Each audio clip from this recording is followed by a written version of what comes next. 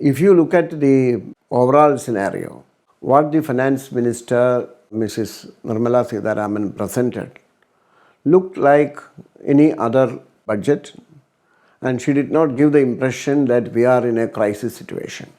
And the starting point was, since we have achieved 9.2% annual growth rate last year, we have recovered, which is correct, and therefore we should now go ahead. We are here to spend more on capital expenditure, and therefore things will be all right. And this is followed by mega announcements about mega projects.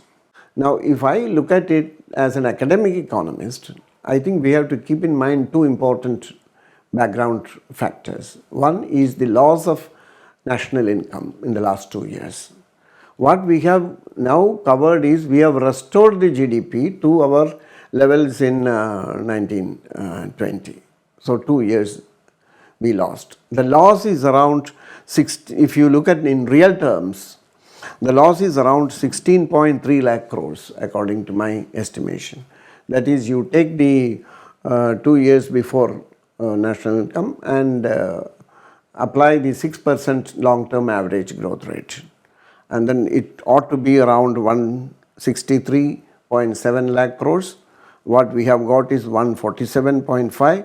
So you get a minus 16.3, which is a huge amount. And if you take the 10% of that, which should have come as government revenue, we have lost a government revenue equivalent to 1.63 lakh crores. That's a fairly big amount. The second background factor is the loss of employment, which is much more important for the large majority of the people here. We have already lost so much employment, which some of us wrote about job, not just jobless growth, job loss growth, by looking at 17-18, which followed immediately after the demonetization fiasco. And then that was followed by GST, in which a lot of small-scale sector suffered. And then comes the COVID pandemic. Myself and a young economist, Mr. Dr. Imran Khan, we did an estimate based on the available employment data for 1920, that is the first year of the pandemic, and we found to our somewhat surprise that there has been an increase of 11 million people in the workforce. So when we went into the details, we found that the men lost heavily because 9 million men in net terms lost jobs, mostly in wage work. So when they went back after the exodus of migrant labor to the villages, the families had to survive. So women had to go out and work in whatever way to make some living, and there was no market for labor.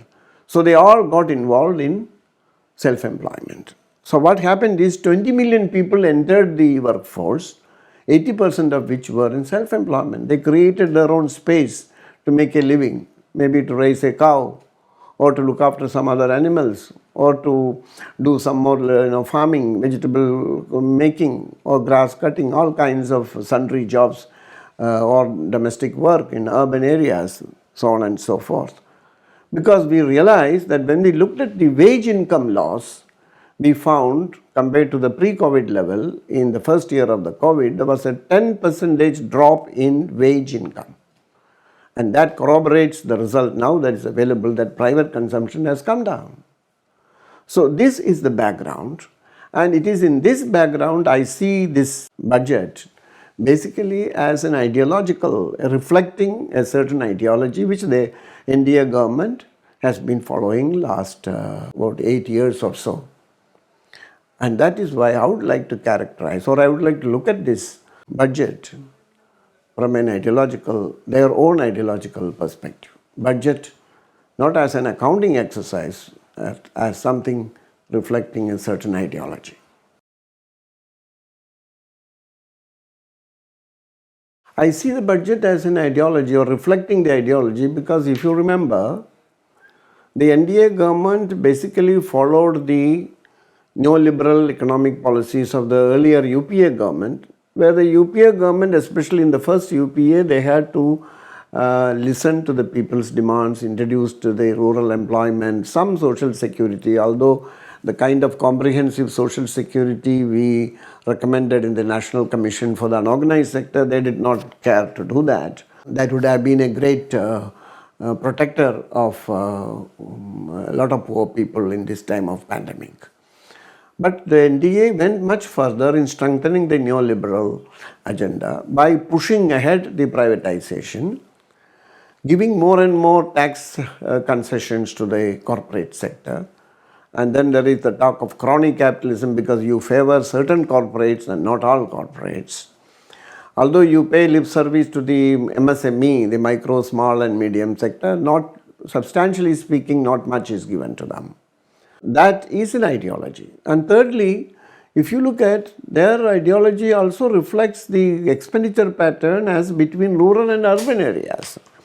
And I have shown here, as you can see, that in rural areas where 63% or 63% of the families live, they get now 17% of the budget for four important heads: agriculture activities, fertilizer, food procurement and rural development, which was 29% of the budget just 2 years ago in 2021. Whereas for the urban, where that is only 37% of the people or families live, they are now getting 17% of the budget as against 12% 2 years ago. So from 4.2 lakh crores to 6.8 lakh crores. And then you have seen that there are emphasis on smart cities, emphasis on mega projects, airports, digital universities, ports, and modernizing railways, IT sector. So there is a strong urban orientation, urban bias. So by giving disproportionate emphasis to the urban economy, you are also creating an economic divide and a social divide. Social divide because a majority of the socially disadvantaged live in rural areas. As for example, the SC/ST 75-76% are in rural areas. The other intermediate category OBCs and Muslims, around 2/3 of them in rural. Whereas it's the better off people from the upper Hindu and the Christian, Sikh and other small religions, that they are 55% of them in urban areas. So you find a corollary between social and economic activities as between urban and rural areas. And their policy of withdrawing the government from much of the activities. So all these adds to a certain kind of predatory neoliberalism, where the private sector, especially the corporate sector, is getting a free hand to accumulate, and mostly at the expense of the vast informal agricultural rural sector. And that's why I see this from an ideological perspective.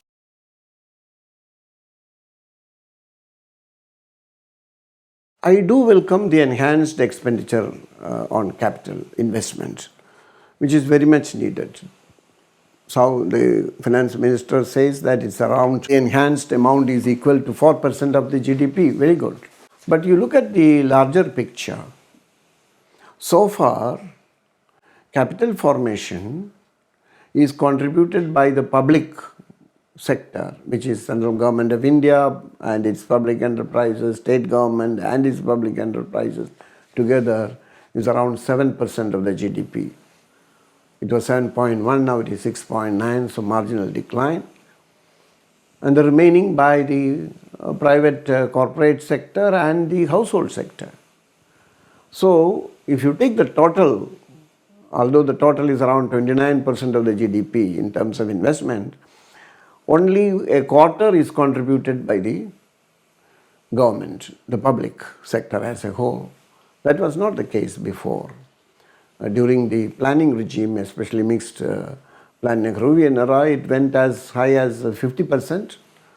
Of course, it was not exactly 50 throughout, but certainly from around 40% of the total investment. That balance we have lost. So the decision on investment and what to produce, where to produce, what to service is largely now outside the control mechanism, outside the sphere of the government. So that also needs to be kept in mind, because what is being done now is privatizing not only the loss-making public sector, but some of the best performing like the LIC in the hope that you can garner more resources for budgetary purposes. So that also has to be taken into account. And the second point is big announcements are all right, about 400 new high-speed trains and highways, but there is no details, how many years it will take to implement, what will be the multiplier effect of that in terms of income, employment, which is very important for the people to know, or whether many of these mega projects are capital intensive, even in their construction, so you don't need much of unskilled labor.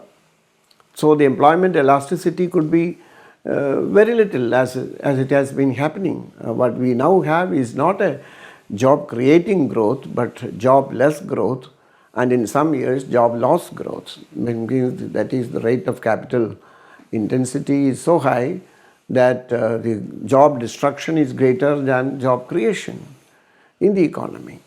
So while I welcome the capital expenditure emphasis, we have to see it in the larger perspective. And the fact that we now don't have a proper planning mechanism to understand its consequences.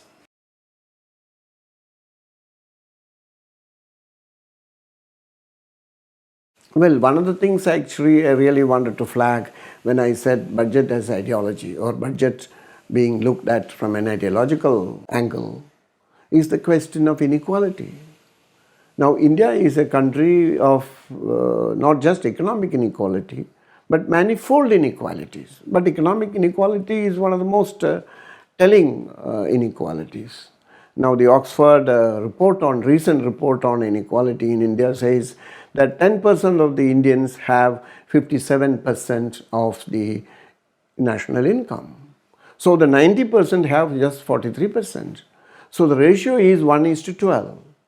So 90% of the people have an average of, let's say, 100 rupees. Then those in the 10% bracket, 12 times, 1200 rupees of that. And that's a very big inequality.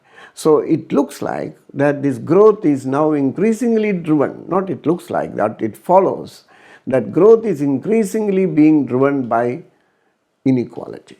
Those who have spent on luxury goods, on various other kinds of services that are not being consumed by the poor because they don't have the purchasing power, because that's not, also it's not the wage goods that are being produced for them to get satisfied. And over and above that, some of the specific programs like NREGA, the budget allocation has been slashed as much as 25%, from 93,000 crores to 75,000 crores. That has never happened before, such a sharp cutting. So there is an ideological, and I also feel that they are punishing the rural farmers for rebelling against the law which the farmers felt will not be in their interest.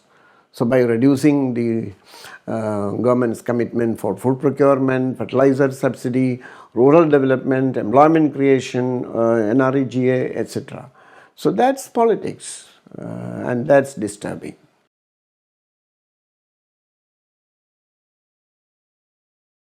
Kerala claims it follows an alternative path of development, but I don't think now they do that. The last 10 years, maybe a little more than 10 years.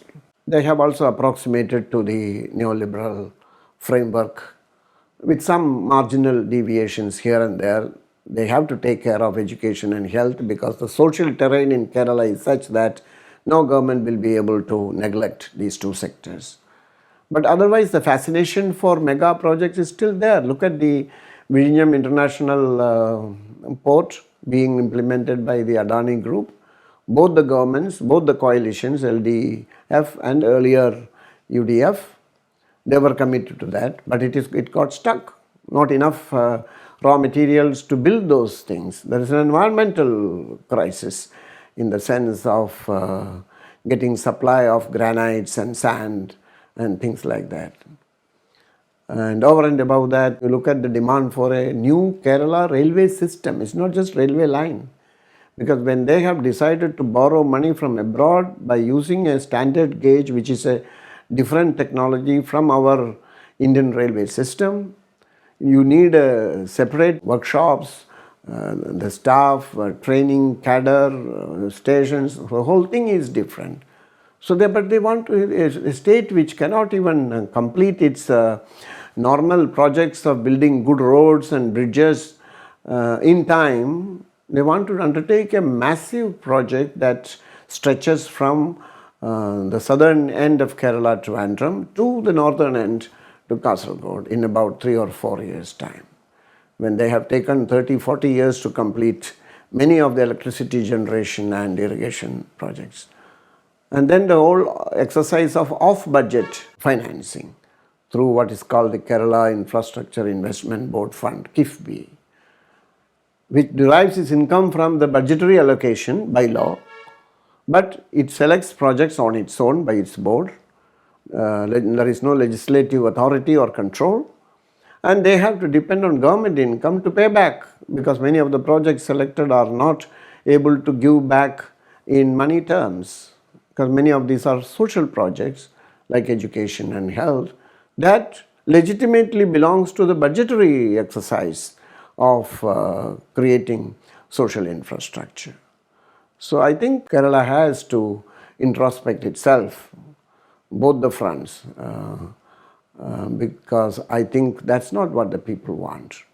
The trajectory that they have traversed in the decentralization is getting stuck in one way or another. Manufacturing sector is not at all performing as good as the policymakers want it.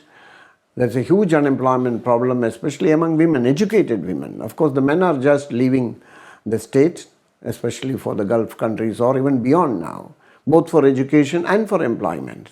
So it's a remittance-driven economy, not just in recent times, for the last, I would say, around 30 years in a more substantive sense, although the remittance started in the 70s. So I think Kerala also has to think deeply about how it wants to further develop, because inequality is also a Kerala problem. Probably Kerala has one of the highest economic inequalities in India right now, if you go by consumption or data on income. And I think that needs to be kept in mind. And I hope the budget discussion occasion will be an occasion for pondering over some of these substantive issues than just asking for, we want a new hospital, AIMS, we want another institution from the center, we want an IIT. That's not the way you look at the state government should look at the central budget.